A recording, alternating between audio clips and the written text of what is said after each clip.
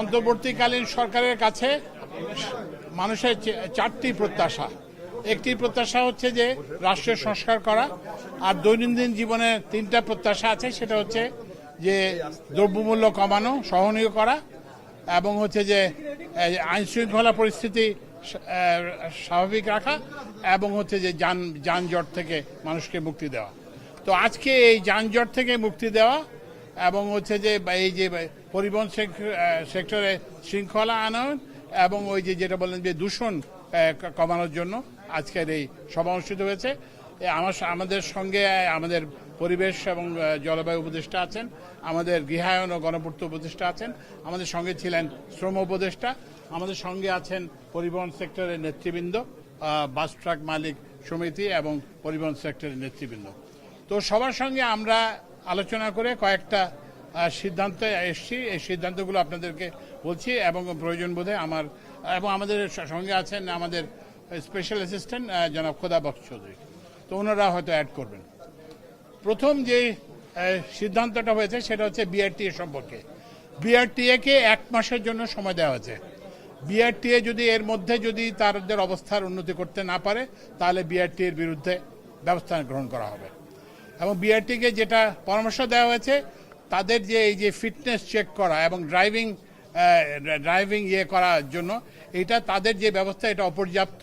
এটা অন্যান্য গ্যারেজকে দিয়ে এবং অন্যান্য ড্রাইভিং স্কুল কিংবা কারো সহায়তা নিয়ে, পুলিশের সহায়তা নিয়ে এটা আরও দ্রুততর করতে হবে। এটা হচ্ছে বিআরটি এর ব্যাপারে সিদ্ধান্ত। দ্বিতীয় যে সিদ্ধান্তটা হয়েছে সেটা হচ্ছে যে যানজটের স্থানগুলো আমাদের ট্রাফিক পুলিশ এগুলো চিহ্নিত করবেন এবং সেখানে যে আমরা জানি যে ফ্লাইওভারে ওঠার জায়গা, ফ্লাইওভার থেকে নামার জায়গা, রেল ক্রসিং, এইসব জায়গায় এগুলো যানজটের মেইন।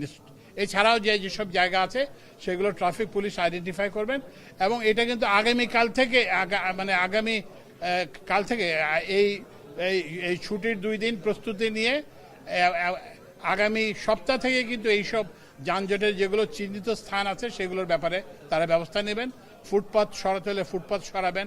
অনুমোদিত যদি কেউ পার্কিং করে তাহলে সেগুলোকে টো করে নিয়ে যাবেন, টো করে নিয়ে যেয়ে সেখানে তাদেরকে ব্যবস্থা করবেন।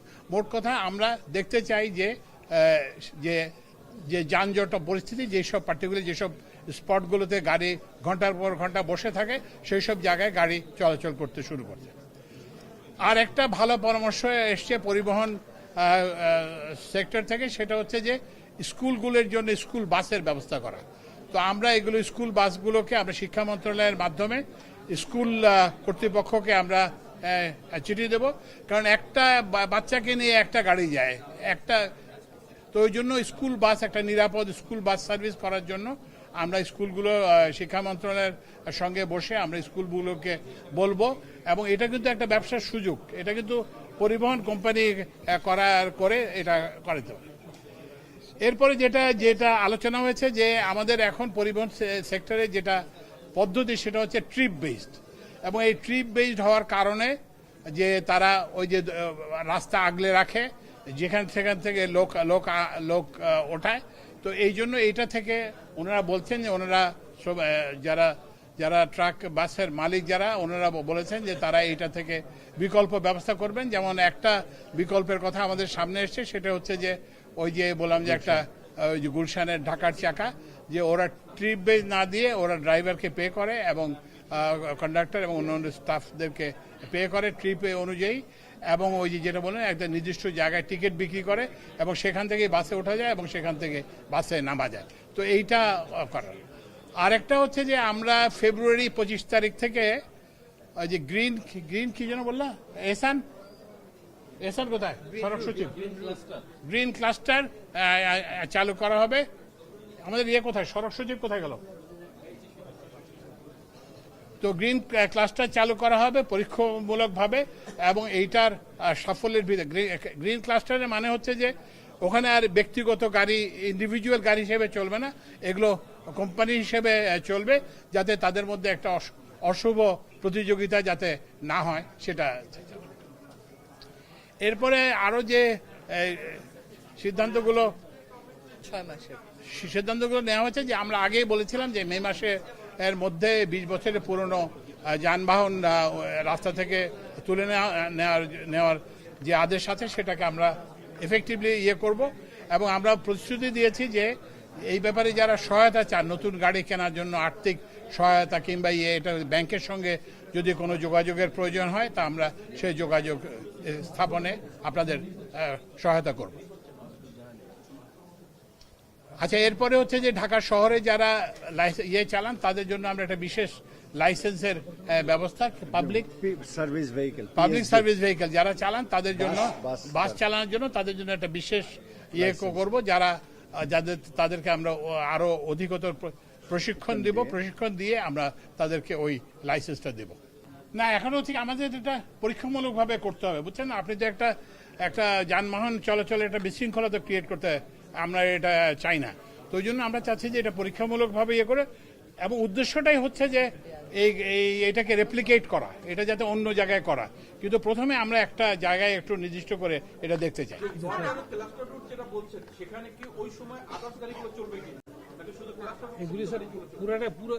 পুরো পরিকল্পনা পাইলটিং আমরা পাইলটিং করে দেখবো, তার পরবর্তী ব্যবস্থা নিব।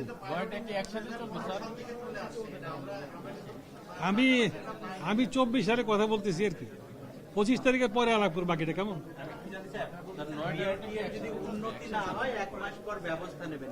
উন্নতি বলতে আসলে কোন ইন্ডিকেশন মিন করছেন, আর ব্যবস্থা বলতে কি করবেন? আচ্ছা, উন্নতির ব্যাপারে যেটা ব্যবস্থা হচ্ছে সেটা হচ্ছে যে এই যে গাড়ির যে ফিটনেস এটা এফেক্টিভলি হতে হবে, কারণ এই যে ফিটনেস নিয়ে এত কালো ধোঁয়া নিয়ে বেরোয় কিভাবে, তো এই জন্য এটা একটা জিনিস কথা। ওই জন্য ফিটনেসটা আমরা বিআরটিকে নির্দেশ দেব যে তারা যাতে এগুলো যারা ভালো উন্নত মানের যারা গ্যারেজ আছে, যাদের এইসব ইকুইপমেন্ট আছে, তারা যাতে এটা করতে পারে এবং তারা যাতে এটা সার্টিফাই করতে পারে। আপনারা কি তাহলে বিআরটিকে আউটসোর্সিং এর দিকে যেটা বলছেন? হ্যাঁ, কোটা হ্যাঁ না, প্রাইভেট, কারণ এটা তো পরিবহন সেক্টর তো শুধু বিআরটি এর না কিংবা সরকারের না, এটা তো সবার।